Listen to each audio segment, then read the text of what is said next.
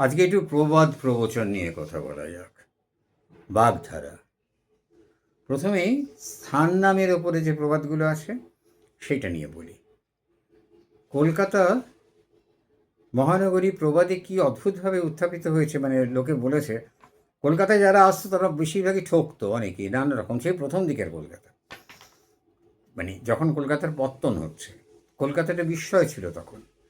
একটি প্রবাদ তখন হয়েছিল, মাটি, বেটি, মিথ্যা কথা, এই তিন নিয়ে কলকাতা। কলকাতায় মাটি দাম দিয়ে কিনতে হতো।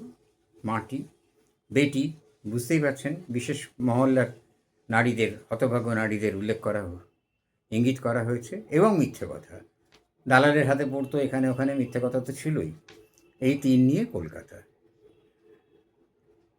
আবার এরই একটা রকম ফের আছে, মিথ্যা কথার কি বা কেতা, আজব শহর কলকাতা। কলকাতায় মিথ্যে কথা বলা হতো নানা রকম রংচং দিয়ে, নানা রকম করে। আজব শহর কলকাতা। আবার দেখুন, কলকাতায় মানুষ বাস করত, কিন্তু কলকাতা প্রথম দিকটা খুব অস্বাস্থ্যকর জায়গা ছিল। যোগ চারণকের সঙ্গে 1200 ইংরেজি নেমেছিল, তাদের মধ্যে 800ই মারা যায় নানা রকম মশামাছির কামড়ে, নানা রকম রোগে।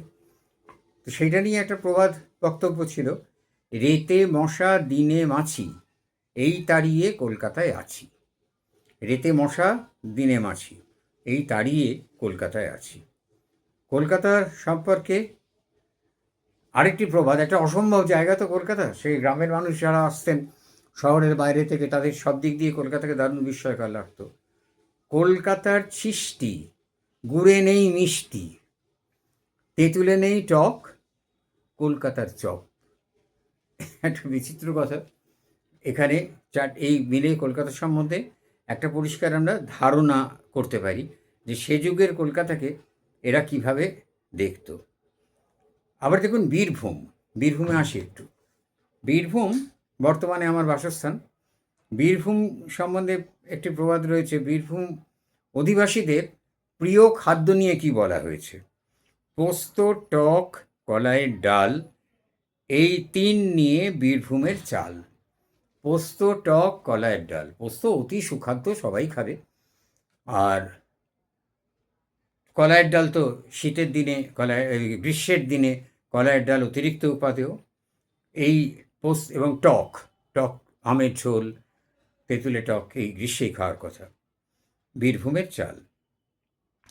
বর্তমান বাংলাদেশ, যেটা এখন আমরা বাংলাদেশ বলি, যেটা সেইটা তো আমাদেরই অংশ ছিল।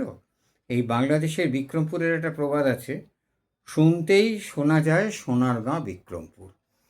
ওই এমনিতে লোকে বলে একদম সোনার গাঁ, কিন্তু আসলে সেখানে তেমন কিছু সোনার বলার মতো কিছু ছিল না। শান্তিপুরের পরিচয় দিয়ে একটা প্রবাদ তৈরি হয়েছে, তাঁতি, গোসাই, পচা ভুর, তিন নিয়ে শান্তিপুর। পচা ভুর অর্থে হচ্ছে ঝরঝরে গুড়। ওই যে গুড় তৈরি করতে গেলে যে গাঁতটা পড়ে চারদিকে, ওইটাকে ঝুড়ো করে বিক্রি করা হয়, ভুড়াও বলা হয়। আচ্ছা, ভুড়া শরৎচন্দ্রের দেবদাসে আছে, দেবদাস কাহিয়া উঠিল, অন্য লোকে ভুড়া দেয় ভাগ্যে আমি চিনি, মানে চিনির বদলে ভুড়া দিয়ে দেওয়া হতো। আরেকটি প্রবাদ শান্তিপুরের বৈষ্ণবীদের নিয়ে বলা হয়েছে, শান্তিপুরে রসের সাগর, এক এক ঘরে তিন তিন নাগর। বৈষ্ণব অধ্যুষিত এলাকা, ওদের পরকীয়া প্রেম, পরকীয়া সাধনা বিশ্ববিখ্যাত। সেটা যে তার মধ্যে কী আছে না আছে সেটা তো পরের কথা, কিন্তু সেটা নিয়ে অনেকেই, মানে মানুষ একটা হাসি ঠাট্টা, হিউমার তো কোনো অংশে অপরাধ নয়, স্যাটায়ারও কোনো অংশেই অপরাধ না, করতে ছাড়েনি। আচ্ছা, আবার চৈতন্য মহাপ্রভু সঙ্গে শান্তিপুরের সম্পর্ক ছিল, মানে শান্তিপুরের সঙ্গে চৈতন্য মহাপ্রভুর সম্পর্ক অঙ্গাঅঙ্গি। সেখানে বলা হয়েছে, আকাশ থেকে পড়ল একটা খুনে খেকো চান্দ, নিমাই মোড়ল না হইলে শান্তিপুর অন্ধ। নিমাই না থাকলে শান্তিপুরের মানুষ একেবারে, মানে শান্তিপুরের এই যে ডিগনিটিটা, সেটাই তৈরি হতো না। আবার একটা কথা আছে যে দক্ষিণ 24 পরগনার যে মানুষজনেরা, তারা নাকি খুব মামলাবাজ হয়। এটার গল্প আছে। জমে বসে আছে একজন হেতান ওরা বলে। তো সেখান দিয়ে যেতে যেতে জিজ্ঞেস করছে তাকে, নিবারণ কোথায় গেলেও?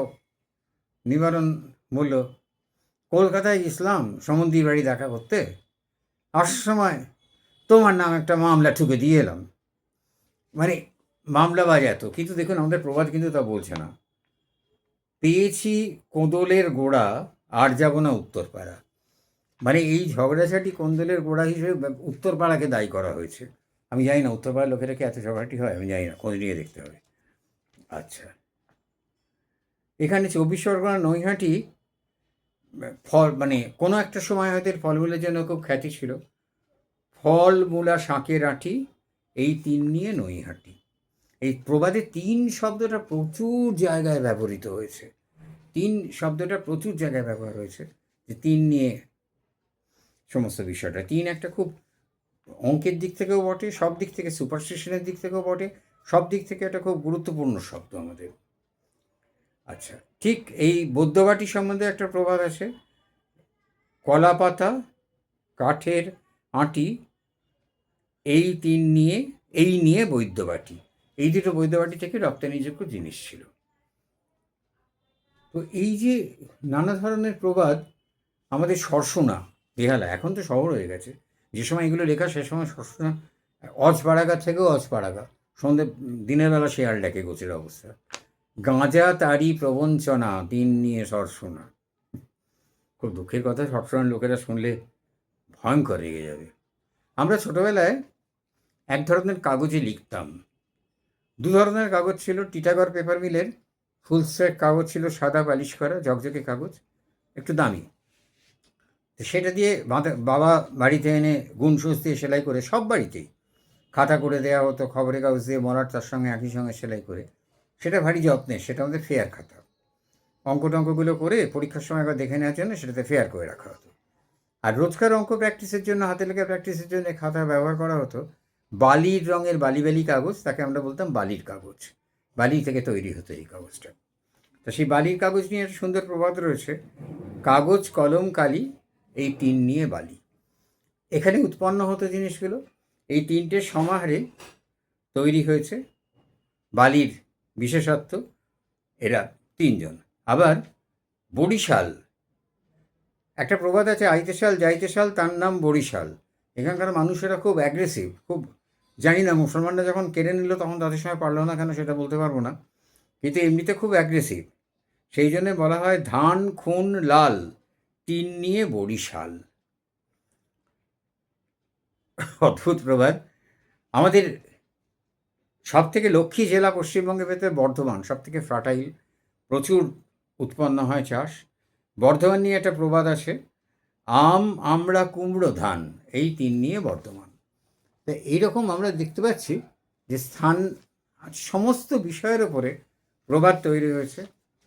প্রবাদের প্রবচনের রচয়িতা কারা জানা যায় না, দীর্ঘদিন ধরে চলে আসছে ঐতিহ্যগতভাবে, লোকমুখে বলতে বলতে কিছু পরিবর্তন হয়েছে। আবার আগামী দিন কিছু প্রবাদ নিয়ে কথা বলব। নমস্কার।